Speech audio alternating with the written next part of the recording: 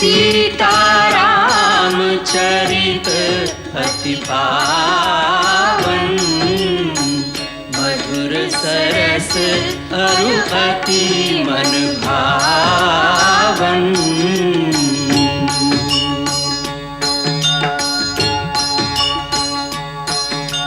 नमस्कार, मैं हूँ प्रियंवदा तिवारी और आप देख रहे हैं तिलक पत्रिका। सनातन धर्म में तिलक लगाना बहुत ही महत्वपूर्ण माना जाता है। जब किसी धार्मिक आयोजन होता है या किसी हम कार्य में जाते हैं, शुभ कार्य के लिए जाते हैं, तो तिलक लगाना आवश्यक माना जाता है।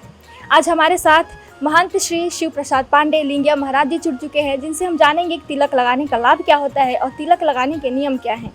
हमारे यहाँ वेद पुराण शास्त्रों में है, भगवान के लिए भी कहा गया है कि कस्तूरी तिलकम ललाट पटले।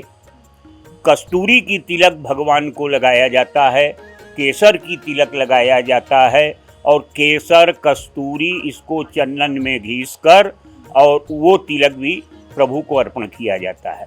तो हम जब भगवान को तिलक लगाते हैं तो हमारे लिए भी ये विधान बना हुआ है कि हम भी तिलक लगाते हैं, क्योंकि ब्राह्मणों के लिए तो यहाँ तक कहा कि ब्राह्मणम तिलकम बिना, अगर ब्राह्मण तिलक न लगावे तो वो ब्राह्मण का, क्योंकि वो तिलक से ही पहचाना जाता है कि ये ब्राह्मण है। तो तिलक का बहुत महात्म है। और तिलक जैसे त्रिपुंड, शिव के जो उपासक हैं शैव संप्रदाय वाले ये त्रिपुंड लगाते हैं। वैष्णव संप्रदाय में राम फटिका वो लगाते हैं। श्री विद्या के और शक्ति के जो उपासक हैं वो गोल लाल टीका लगाते हैं। तो ये तिलक जो है हमारा, ये इस प्रकार से अघोर तंत्र में उसको वो चंद्राकार तिलक लगाती हैं। तो भस्म का भी तिलक, चिता भस्मा लेपो, भगवान शिव ने तो चिता के भस्म को ही तिलक बनाकर पूरे शरीर में लेप कर लिया और उसका त्रिपुंड लगाया। तो तिलक का बहुत महात्मा है। बिना तिलक लगाए कोई शुभ कार्य नहीं किया जाता। जब भी आप कोई अनुष्ठान करेंगी तो आपके जो पुरोहित हैं सर्वप्रथम पहले आपको तिलक लगावेंगे, अक्षत लगावेंगे, उसके बाद तब फिर आगे का कार्य प्रारंभ होगा। तो तिलक की बहुत महत्ता है और तिलक से ही ये जाना जाता है कि ये किस संप्रदाय का है। वो एक तिलक एक पहचान है कि उससे पहचान मिलती है कि ये वैष्णव संप्रदाय है, ये शैव संप्रदाय है, ये रामानुज संप्रदाय है, ये अघोर संप्रदाय है। तो इस प्रकार तिलक का बहुत महात्मा है। बिना तिलक के कोई शुभ कार्य नहीं होते। तिलक लगाने के नियम क्या होते हैं, कैसे तिलक हम लगाते? देखिए, तिलक लगाने का नियम ये है कि प्रातः जब उठे और स्नान ध्यान करके, और स्नान ध्यान करने के बाद भगवान का स्मरण करते हुए तिलक धारण करना चाहिए। फिर मध्याह्न काल जैसे भस्म है तो भस्म को सुबह जो है लगाया जाता है जल में वो करके, शाम को बिना जल का त्रिपुंड लगाया जाता है।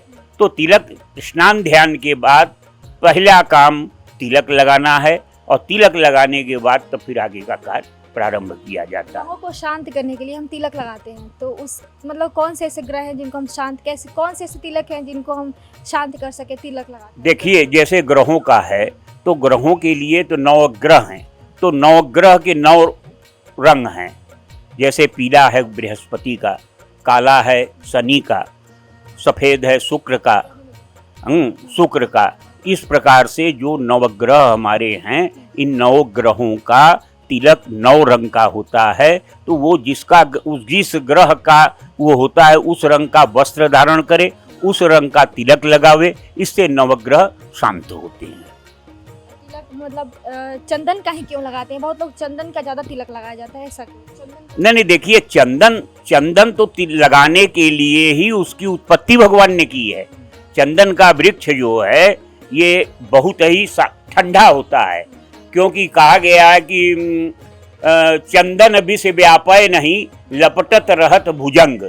जहाँ भी मलयागिर चंदन है, उस मलयागिरी पर अगर आप देखेंगी तो उस मलयागिरी के चंदन के वृक्ष में सर्प जो है उसको लपेटे रहते हैं। इसलिए लपेटे रहते हैं कि उससे उनको ठंडी मिलती है। तो हम भी चंदन का तिलक भगवान को लगाते हैं तो उनको भी ठंडी के दृष्टि से कि उनको ठंडा मिलेगा, और वही प्रसाद हम अपने मस्तक पर लगाते हैं कि हमको भी उससे ठंडा मिलेगा, हमारा दिमाग सही रहेगा। ये त्रिपुंड जो है ये शिव का द्योतक है, और जो बीच में जो लाल तिलक है वो शक्ति का है। हम श्री विद्या के उपासक हैं, तो श्री विद्या के उपासक जो है इसी तरह गोल लाल टीका अपने दोनों भावों के बीच में लगाते हैं, और ये शिव का त्रिपुंड लगाते हैं। तो क्योंकि ये काशी है, और काशी में ये कहा गया काशी में जो भी है काशी के कंकड़ शंकर के समान, तो जब कंकड़ शंकर के समान है तो काशी वासी भी शंकर के समान है। तो इसलिए काशी में आप प्रायः लोगों को आप देखेंगी तो इसी तरह त्रिपुंड भस्म का, और पूरे शरीर में सभी अंगों में भस्म का त्रिपुंड लगाते हैं। और इस त्रिपुंड को लगाने से जो बाहरी अदृश्य शक्तियाँ होती हैं वो नहीं उस व्यक्ति को छू पाती हैं।